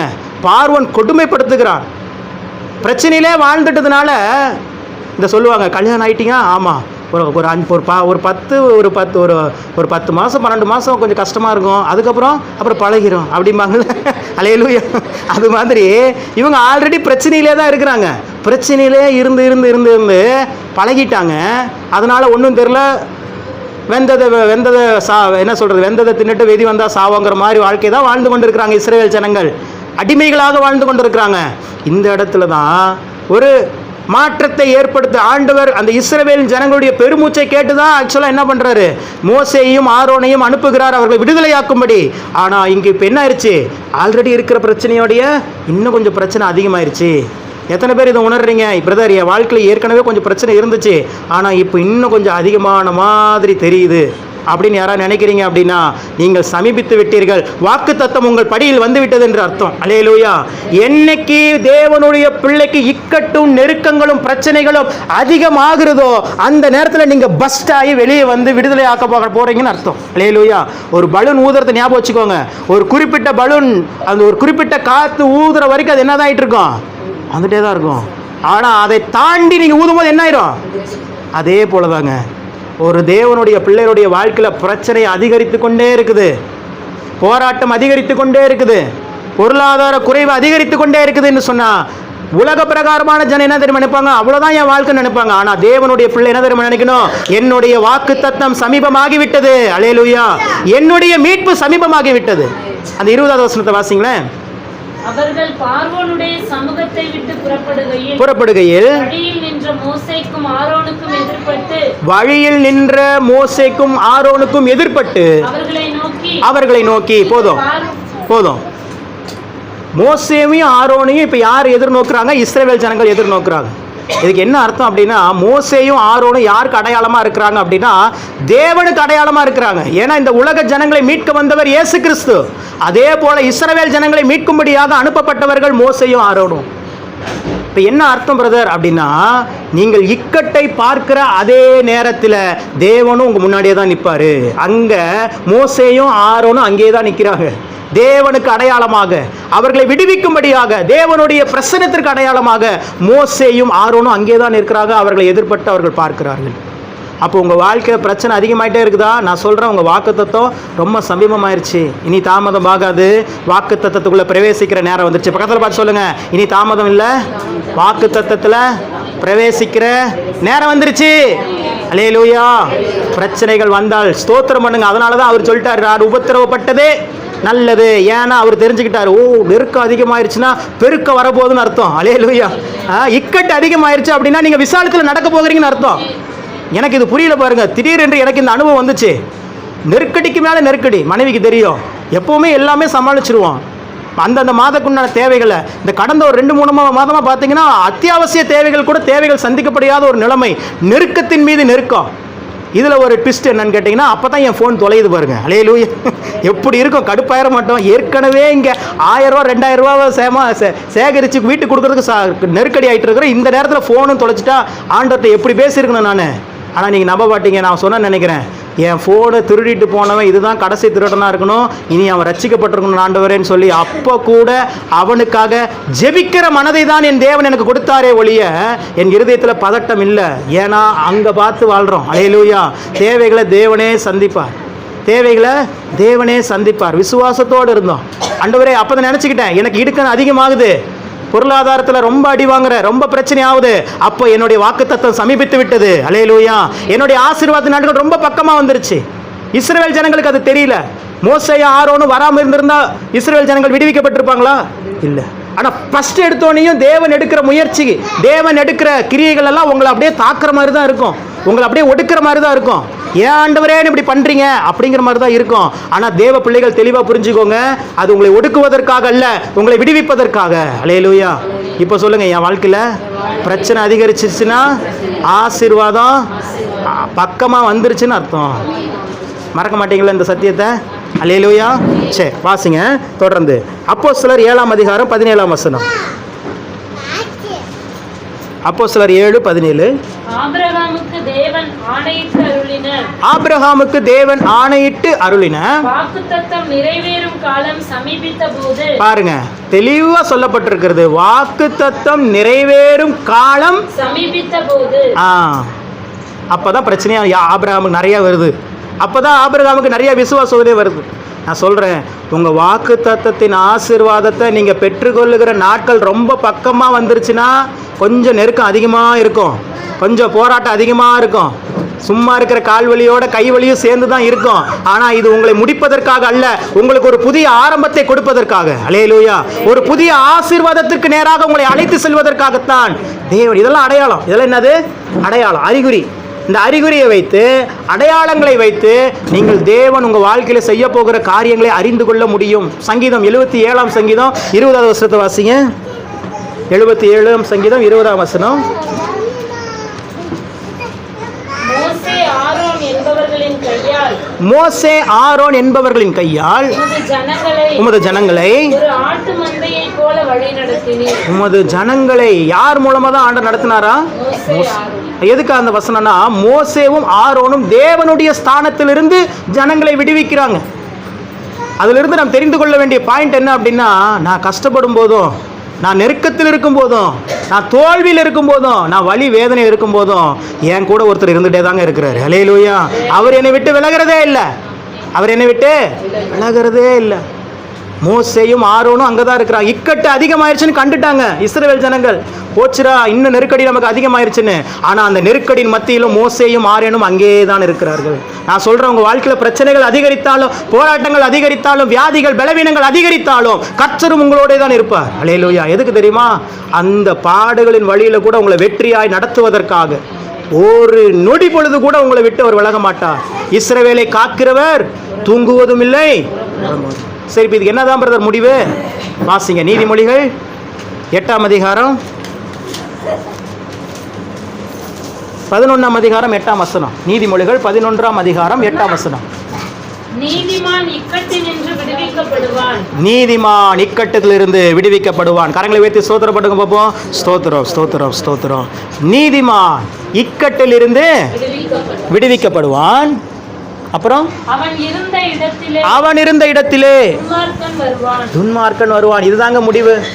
இந்த வார்த்தையை போட்டு வச்சுக்கோங்க. திஸ் இஸ் மை முடிவுக்கு என்னப்பா இங்கிலீஷில் சொல்கிறது தெரியல. எண்டா அப்படி சொல்லக்கூடாது. திஸ் இஸ் மை எண்டுன்னா அது வேறு மாதிரி போயிடும். என்ன சொல்ல? திஸ் இஸ் மை டெஸ்டினேஷன் போட்டுக்கோங்க. அல்லேலூயா. இல்லை, திஸ் இஸ் மை ரிசல்ட்னு போட்டுக்கோங்க. This is my result. இதுதான் என்னுடைய முடிவு.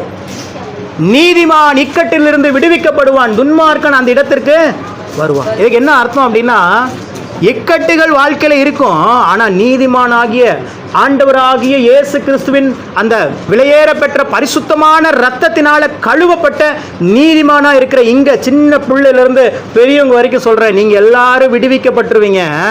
நீங்க அந்த இக்கட்டில் இருந்தீங்க பாத்தீங்களா, அந்த இடத்துக்கு துன்மார்க்கம் வருவான். அல்லேலூயா. யார் தெரியுமா அந்த துன்மார்க்கன்? உங்களை அழிக்கணும்னு நினைச்சவன், உங்களை வேதனைப்படுத்தினவன், உங்களுக்கு விரோதமா எப்பொழுதும் நிந்தித்தும் சிந்தித்து கொண்டே இருந்தான் பாத்தீங்களா ஒருத்தன், அவனை தேவன் அங்க கொண்டு வந்து வருவார். இதுக்கு கிரேட் எக்ஸாம்பிள் யாருன்னா மொர்தெகாய். மொர்தெகாய்க்காக வைக்கப்பட்டது என்னமோ தூக்கு மரம் தானே வச்சிருந்தாங்க அன்னைக்கு நைட் வரைக்கும். எஸ்தர் மொர்தெகாய் இந்த 2 பேருடைய ஜெபம் தான் ஒரு தேசத்தையே பாதுகாக்க போகுதுன்னு யாருக்கும் தெரியாது. அவங்க உபவாசித்து பயங்கரமா ஜெபம் பண்ணிட்டே இருக்கிறாங்க. அல்லேலூயா. உபவாசித்து ஜெபம் பண்ணிட்டே இருக்கிறாங்க. ஆமான் நினைச்சிட்டு இருக்கிறான், ஆமான் தான் இவங்களை கொலை செய்யறதுக்கு வழியெல்லாம் சொல்றான். தூக்கு மரத்தெல்லாம் ரெடி பண்றதே யார் தான்? ஆமான் தான். ஆனால் ஒரே இரவில காரியம் மாறுதலாய் முடிந்தது.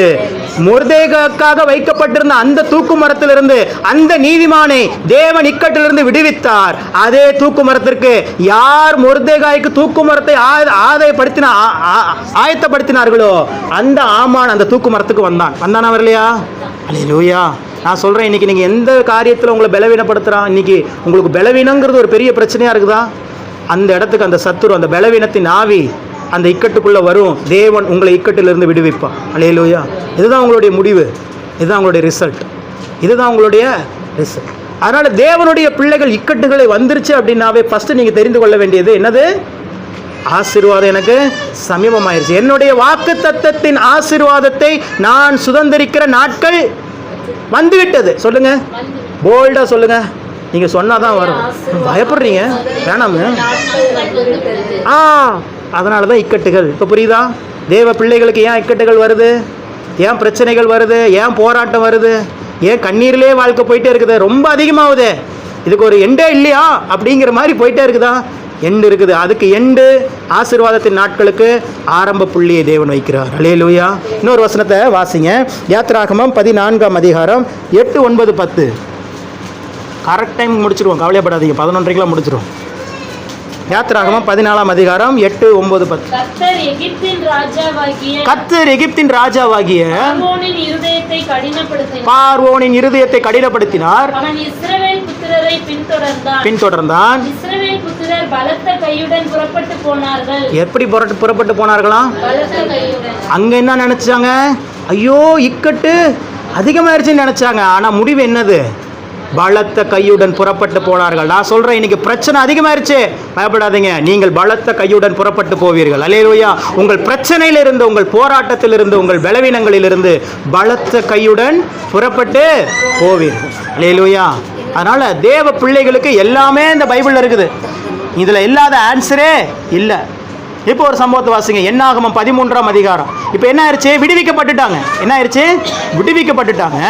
இப்போ அவர்களுக்குன்னு ஒரு ஆசீர்வாதத்தை தேவன் என்ன பண்ணியிருக்கிறாரு?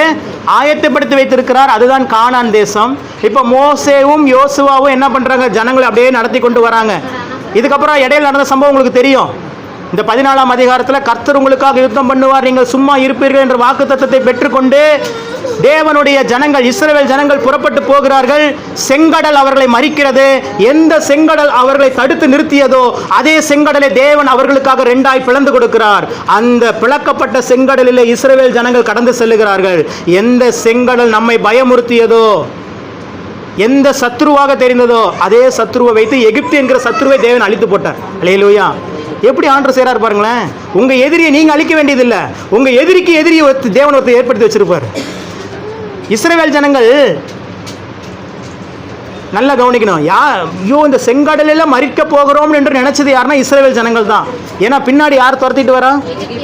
முன்னாடி என்ன இருக்குது? இதோட நம்ம கதை முடிஞ்சுன்னு அவங்க நினைச்சாங்க. ஆனால் ஆண்டவர் பார்த்தாரு, செங்கடல் 2ஆ பிளந்தாரு, நீ அதில் நடந்து போனாரு, இவங்க போயிட்டாங்க. ஆனால் இந்த செங்கடல் இதுக்கு முன்னாடி யாருக்கு ஃபேவராக இருந்துச்சுன்னா எகிப்துக்கு ஃபேவராக இருந்துச்சு. ஏன்னா இஸ்ரவேல் ஜனங்களுடைய பிரயாணத்தையே தடைப்படுத்தியது அந்த செங்கடல். அப்போ இது யாருக்கு ஃப்ரெண்டாக இருக்குது? இப்போ யாருக்கு ஃப்ரெண்டாக இருக்குது? எப்படிங்க இஸ்ரேலுக்கு ஃப்ரெண்டாக இருக்கும்? பாருங்கள், நான் போயிட்டுருக்கிறேன், என் பின்னாடி இவன் துரத்துறான் மிஷனு, முன்னாடி ஜோசுவா என்னை பிடிச்சிட்டு உன்னை விட மாட்டேன் அப்படின்னு நிற்கிறான். இப்போ இவங்க 2 பேர் ஃப்ரெண்டா? நான் இல்லை, நாங்கள் 2 பேர் ஃப்ரெண்டா? அவங்க 2 பேர் ஃப்ரெண்டு. இவனுக்கு ஹெல்ப் பண்ணுறான், மிஷன் என் பின்னாடி துரத்திட்டு வரான். உங்களுக்கு புரியறதுக்காக சொல்கிறேன். ஜோசுவா வந்து என்னை விட மாட்டேன், நீ போகக்கூடாதுங்கிறான். இப்போ யார் தான் ஃப்ரெண்டு? எகிப்தியரும் செங்கடலும் ஃப்ரெண்டாக இருக்கிறாங்க. ஆனால் ஆண்டவர் பார்க்குறாரு, என் பிள்ளைய மறிக்கிறதுக்கு நீ யார் என்று சொல்லி செங்கடல் 2ஆ பிளந்துட்டாரு, உள்ளே அனுப்பிட்டாரு. இப்போ யார் ஃப்ரெண்டாக இருந்தாங்களோ அவங்கள உள்ள வாப்பான்னு சொல்லி கூப்பிட்டு முடிச்சு போட்டாரு. வசனம் சொல்லுது, இன்று கண்ட எகிப்தியரை. நான் சொல்கிறேன், இன்னைக்கு உங்கள் வாழ்க்கையில் பிரச்சனையை இனி நீங்கள் பார்க்க போகிறது இல்லை. இந்த 2026 நீங்கள் பார்த்த அவமானங்களையும் தவிப்புகளையும் பொருளாதார குறைவுகளையும் பலவீனங்களையும் நீங்க இனி பார்க்க போவது இல்லை. அல்லேலூயா. இதை விசுவாசிக்கிறீங்களா? விசுவாசிச்சீங்கன்னா உங்களுக்கு முன்னாடி இருக்கிற செங்கடல் திறக்கப்படும், நீங்கள் அதை கடந்து செல்வீர்கள். உங்களுக்கு பின்பதாக வருகிற எகிப்து சேனை அதோட முடிக்கப்படும். ஆண்டவர் சொன்ன வாக்குத்தத்தம் தாங்க என்னைக்கே நிறைவேறும். அவர் சொல்லிட்டாரு, இன்னைக்கு பார்க்குற எகிப்தனை நீ பார்க்க போகிறதே இல்லை. நடந்துச்சா?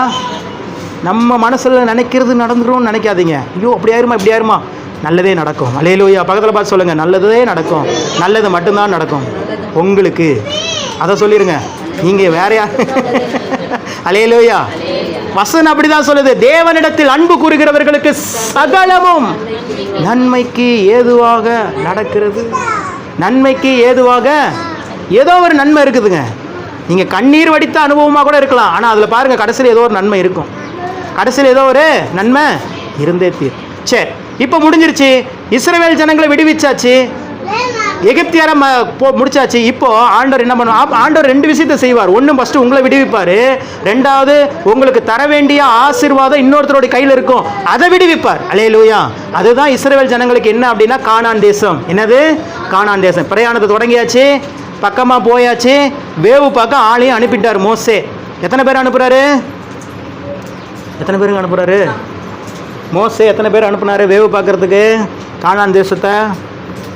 சுத்தம் மறந்தே போச்சா? திட்டு திப்புன்னு கேட்டால் பதட்டமாக இருக்காதா அப்படிங்கிறீங்களா? கொஞ்சம் யோசிச்சு சொல்லுங்களேன். மோசே ஒரு குறிப்பிட்ட நபர்களை அனுப்புனார். சரி, அது எத்தனையோ பேராக இருக்கட்டும், நான் பாயிண்ட்டுக்கு வந்துடுறேன். எத்தனை பேர் தெரில? 12 பேர் அனுப்புனார். எத்தனை பேர்? 12 பேர் அனுப்புனார். 12 பேர் போய் வேவு பார்த்துட்டு வராங்க. அதில் 10 பேர் வந்து என்ன ரிப்போர்ட் கொடுக்குறான்? இந்த கானான் தேசத்தை நம்மளாம் சுதந்திரிக்க முடியாது, அங்கே ஏத்தியர் இருக்கிறாங்க, எபூசியர் இருக்கிறாங்க, அப்படி இப்படிங்கிறான். அவர்கள் பார்வைக்கு நாங்கள் வெட்டுக்கிளிகளை போல இருந்தோம், அவர்கள் எங்களை கொன்றுவாங்கன்னு சொல்லி ஓன்னு ஒப்பாரிக்க ஆரம்பிச்சிட்டான். அல்லேலூயா. ஆனால் அதே கூட்டத்தோடு தான் ஒரு 2 பேர் எக்ஸ்ட்ரா போனாங்க. யோசுவா காலேப். யாரு? யோசுவா காலேப். இவங்க போயிட்டு வந்து சொல்றாங்க, அதை நாம் எளிதாய் சுதந்தரித்து கொள்வோம். அல்லேலூயா. அதே 12 பேர் டீம்ல தாங்க அவங்க 2 பேர் இருக்கிறாங்க. ஆனா ஏன் அந்த 10 பேர் சொல்றது ஒரே மாதிரி சொல்றாங்க, இந்த 2 பேர் வித்தியாசமா சொல்றாங்க? பாயிண்ட் ஆஃப் வியூ வேற. அல்லேலூயா. நீங்கள் பிரச்சனைகளை பார்க்கிற விதம் தான் உங்களை தேவனுக்கு நேராக நடத்தும். ஒரு பிரச்சனை வருது அப்படின்னா அது பிரச்சனையா பார்க்காதீங்க, அதுதான் உங்களுக்கு ஆப்பர்ச்சுனிட்டி. அல்லேலூயா. பிரச்சனைகள் தான் என்ன ஆகும்? ஆப்பர்ச்சுனிட்டியா மாறும். வீட்டில் எல்லாம் இட்லி மாவு அரைக்கிறது கஷ்டமா இருந்துச்சு, இது ஒரு பிரச்சனையாவே இருந்துச்சு பெண்களுக்கு. இப்போ என்ன பண்ணிட்டாங்க? மாவை ஆட்டி விற்க ஆரம்பிச்சிட்டாங்க. ஒரு பிரச்சனை என்ன ஆயிடுச்சு? ஆப்பர்ச்சுனிட்டியா மாறிடுச்சு. ஏற்றுக்க மாட்டீங்க தானே? அல்லேலூயா. உண்மை அதுதான். இன்னைக்கு எங்கள் சேலத்தில் ஒரு கடை இருக்குது, அம்மு இட்லி மாவு. என்ன இட்லி மாவு? அதுதான் ஃபஸ்ட்டு கொண்டு வந்தாங்கன்னு நினைக்கிறேன், அம்மு இட்லி மாவு. அந்த கம்பெனியோட டேர்ன் ஓவர் எவ்வளோ தெரியுங்களா? ஒரு மாதத்திற்கு 8.5 கோடி. எத்தனை கோடி? சேலத்துக்குள்ளே ஒருத்தர் மாவு ஆட்டுறதில்லை, எல்லாம் அம்மு இட்லி மாவு. அல்லேலூயா. ஃப்ரெஷ்ஷாக கிடைக்கும் அன்னைக்கு. அங்கேயே ப்ரொடக்ஷன் அங்கேயே. அப்போ ஒருத்தர் யோசிக்கிறான் பாருங்க, பெண்களுக்கு ரொம்ப சிரமமாக இருக்குது வீட்டில் மாவு ஆட்டி அதை கரெக்டாக அதை வேறு கரெக்டான பக்குவத்தில் ஆட்டணும், இல்லைன்னா இட்லி குழஞ்சி போயிடும். இட்லி என்ன ஆயிரும்? உப்புமா ஆயிரும். அன்றைக்கி அப்படி தான் பாருங்கள், ஒரு விசுவாஸ் வீட்டில் போய் சாப்பிட்டேன், காலையிலே கொடுத்துட்டாங்க, சாப்பிட்டேன். வாய் வச்சுட்டு சும்மா இருக்கணுமா? நம்ம தான் கொஞ்சம் என்கரேஜ் பண்ணுறாளாச்சே. சிஸ்டரை பார்த்து சொல்லிட்டேன், சிஸ்டர் உப்புமா இன்னைக்கு சூப்பராக இருந்துச்சு அப்படின்ட்டேன். அந்த சிஸ்டர் அப்படியே பார்த்துட்டே நிற்கிறாங்க. என்னடா தப்பாக ஏதாவது சொல்லிட்டேப்பா பாஸ்டர்? என்னது? உப்புமா சூப்பராக தான் இருந்துச்சுன்னு சொன்னேன், உப்பு இல்லை நான் சொன்னேன் அப்படின்றான். அப்புறம் அந்த சொல்கிறாங்க, பிரதர் அது உப்புமா இல்லை பிரதர், அது இட்லி. அல்லேலூயா. எப்படி இருக்கு? எங்கள் பாஸ்டர் ஒரு சம்பவம் பண்ணார் பாருங்க. டீயும் காப்பியும் குடிக்க போனால் ஒரு அப்போல்லாம் வீடு விசிட்டிங் போவோமா, நான் வாலிபனாக இருப்பேன், எங்கள் பாஸ்டர் கூட போவேன். ஒரு சகோதரி ரொம்ப கஷ்டப்பட்டு காப்பியோ டீயோ கொடுத்தாங்க. எங்கள் பாஸ்டர் அதே மாதிரி தான் குடிச்சிட்டு, சிஸ்டர் டீ சூப்பர் சிஸ்டர் அப்படின்ட்டாங்க. அந்த சிஸ்டர் அப்படியே முழிக்கிறாங்க, ஏன்னா அவங்க கொடுத்தது காஃபி. அல்லேலூயா. அப்படிலாம் நீ சம்பவம்லாம் நிறைய பண்ணியிருக்கிறாங்க. எனக்கு ஏன்டா சொல்கிறேன், நான் சொல்லாமலே கூட இருந்திருக்கலாமோ. உப்புமா நல்லா இருக்குன்னு சொல்லியும் இதாகி போச்சு. அந்த சிஸ்டர் வேதனை. அதுக்கெல்லாம் என்ன காரணம்? அந்த மாவு எவ்வளோ பிரச்சனையாக இருந்திருக்குது. இந்த மாவை ஒழுங்காக ஆட்டியிருந்தா நல்லா இட்லி வந்திருக்குமா? அப்போ தான் அவன் ஒருத்தன் நினைக்கிறான், அப்போ இதை எளித பண்ணலாம் அப்படின்னு சொல்லிட்டு என்ன பண்ணா, போட்டான் அம்மு இட்லி மாவுண்டு. இன்றைக்கி போகுது 8.5 கோடி ரூபா டர்ன் ஓவர். அல்லேலூயா. யாரும் மாவு ஆட்டுறதில்ல எல்லாம்.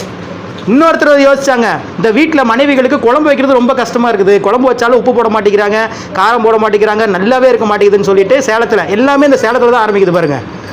ஆரம்பிச்சான் பாருங்க, A to Z குழம்பு வகைகள் இங்கே கிடைக்கும். அல்லேலூயா. என்ன கிடைக்கும்? டெய்லி நீங்கள் போனீங்கன்னா சாம்பார் 10 ரூபா, ரசம் 10 ரூபா, பொரியல் 10 ரூபா, வத்த குழம்பு 10 ரூபா, 4 குழம்பு அங்கே இருக்கும். நீங்கள் வீட்டில் அரிசி மட்டும் வச்சுட்டா போதும், 10 ரூபா குழம்பு வாங்கினீங்கன்னா 3 பேர் தாராளமாக சாப்பிடலாம். அல்லேலூயா. இன்றைக்கி அந்த கம்பெனியில் நீங்கள் போய் ஒரு 10 ரூபா குழம்பு வாங்கணும் அப்படின்னா குறைஞ்சது 3/4 மணி நேரம் ஆகும். எவ்வளோ நேரம் ஆகும்? 3/4 மணி நேரம் ஆகும். இதெல்லாம் உங்களுக்கு எப்படி பிரதர் தெரியும்? நான் எங்கள் வீட்டுக்கு போனோன்னா எங்கள் அம்மா அதை தான் எனக்கு பண்ணி விடுவாங்க, நான் தானே போய் குழம்பு வாங்கி கொடுப்பேன். அல்லேலூயா. யாரும் வீட்டில் சமைக்கிறது. அப்போது எதுக்காக இதெல்லாம் சொல்கிறேன்னா, ஒரு பாடாய் காணப்பட்ட ஒரு விஷயம், பிரச்சனையாய் காணப்பட்ட ஒரு விஷயம் ஒரு ஆப்பர்ச்சுனிட்டியாக மாறிடுச்சு பாருங்க. அல்லேலூயா. அல்லேலூயா. அப்போ ஆப்பர்ச்சுனிட்டி தான். எது நீங்கள் எந்த பிஸ்னஸ் வேணாலும் இன்றைக்கி நல்ல ரன்னிங்கில் இருக்கிற ப்ராஃபிட்டில் இருக்கிற எந்த பிஸ்னஸ் வேணாலும் எடுத்துக்கோங்க, இதுதான் நடக்கும். மக்கள் பணம் இல்லாமல் கஷ்டப்படுறாங்க. ஒரு தொழில் செய்யணும்னு நினைக்கிறாங்க, கஷ்டப்படுறாங்க. ஒரு ஒரு ஒரு ஒரு கார் வாங்கணும்னு நினைக்கிறாங்க, கஷ்டப்படுறாங்க காசு இல்லாமல். ஒரு வண்டி வாங்கணும்னு நினைக்கிறாங்க, கஷ்டப்படுறாங்க. அப்போ என்ன பண்ணலாம்? கடன் கொடுக்கலாம். குறைந்த வட்டியில் என்ன பண்ணலாம்? கடன் கொடுக்கலான்னு பேங்க்கும் ஃபினான்ஸும் ரெடி பண்ணுறாங்க. இன்றைக்கி இந்தியாவிலேயே டாப் 2 கம்பெனி எதுன்னு கேட்டிங்கன்னா HDFC பேங்க். அல்லேலூயா. ஒரு பிரச்சனை என்னவா மாறிடுச்சு? ஆப்பர்ச்சுனிட்டியாக மாறிடுச்சு. அல்லேலூயா. நான் சொல்கிறேன், உங்களுக்கு வந்த பிரச்சனை எல்லாமே ஒரு ஆப்பர்ச்சுனிட்டியாக மாறும். அல்லேலூயா. உங்களுக்கு எந்த கேடும் வராதுங்க. வசனம் சொல்லுது, நீதிமானுக்கு ஒரு கேடும் வராது. இனிமேல் வசனத்தை உங்களை மனப்பாடம் பண்ண சொல்லணும். வசனம் இல்லை அப்படின்னா, மனசில் இல்லை அப்படின்னா வாழ்க்கையில் கிரியை எதிர்பார்க்க முடியாது. நீதிமானுக்கு ஒரு கேடும், சொல்லுங்க, நான் நீதிமான், எனக்கு ஒரு கேடும் வராது. கர்த்தரை தேடுகிற எனக்கு ஒரு நன்மையும் குறைவுபடாது. கண்களை மூடி நாம் ஜெபிப்போம். பரிசுத்தமுள்ள தகப்பனே, உமது வார்த்தைகளுக்காக நன்றி செலுத்து. என் வார்த்தைகளில் ஒன்றாகிலும் இனி தாமதிப்பதில்லை என்று சொன்ன உங்கள் வார்த்தையின்படியாக நாங்கள் ஜெபிக்கிறோம். இந்த நாளில் இஸ்ரவேல் ஜனங்களுக்கு வந்த இடுக்கண்கள் அனைத்துமே அவர்களுடைய விடுதலைக்காக, அவர்களுடைய ஆசீர்வாதத்திற்காக. ஆண்டவரே, அந்த யோசுவாவும் காலேபும் எளிதாய் அவைகளை சுதந்திரித்துக் கொள்வோம் என்று சொல்லி அந்த வார்த்தையின்படியே அந்த பிரச்சனைகளை கூட அவர்கள் பாயிண்ட் ஆஃப் வியூவில் பாசிட்டிவாக பார்த்து அதை ஜெயித்து கானான் தேசத்தை சுதந்திரித்துக் கொண்டது போல இன்றைக்கு நாங்களும் எங்களுக்கு முன்பதாக வைக்கப்பட்டிருக்கிற ஆசீர்வாதங்களையும் எங்களுக்கு முன்பதாக வைக்கப்பட்டிருக்கிற எல்லா நன்மைகளையும் நாங்கள் எளிதாய் சுதந்திரித்துக் கொள்வோம் என்று அறிக்கை செய்து நாங்கள் ஜெயம் பெற்றுக் கொள்ளுகிறோம். ஆண்டவரே, எங்களை விடுவிப்பதற்காகவே இந்த இடுக்கண்கள், எங்கள் வாழ்க்கையில் வந்த பிரச்சனைகள், போராட்டங்கள், இடுக்கண்கள், இதுக்கெல்லாம் காரணம் தெரியாமல் இருந்தோம். ஆனால் இன்னைக்கு தெரிஞ்சுக்கிட்டோம், இது எல்லாமே எங்கள் வாக்கு தத்தம் நிறைவேறுகிற காலம் வந்துவிட்டது என்பதற்கான அறிகுறியாக இருக்கிறது. அதற்காகவே இந்த பிரச்சனை, அதற்காகவே இந்த போராட்டம், அதற்காகவே இந்த குறைவுகள். நாங்கள் புரிந்து கொண்டோம், உணர்ந்து கொண்டோம். உங்கள் வார்த்தையின்படியே ஆக கடவுது என்று சொல்லி எங்களை அர்ப்பணிக்கிறோம். வார்த்தை கேட்ட ஒவ்வொருவரின் மீதும் அளவில்லாத அன்பும் ஆசீர்வாதமும் நிரம்பி இருப்பதாக இயேசு கிறிஸ்துவின் நாமத்தில் ஜெபித்தோம் எங்கள் நல்ல பிதாவே. ஆமென். அல்லேலூயா.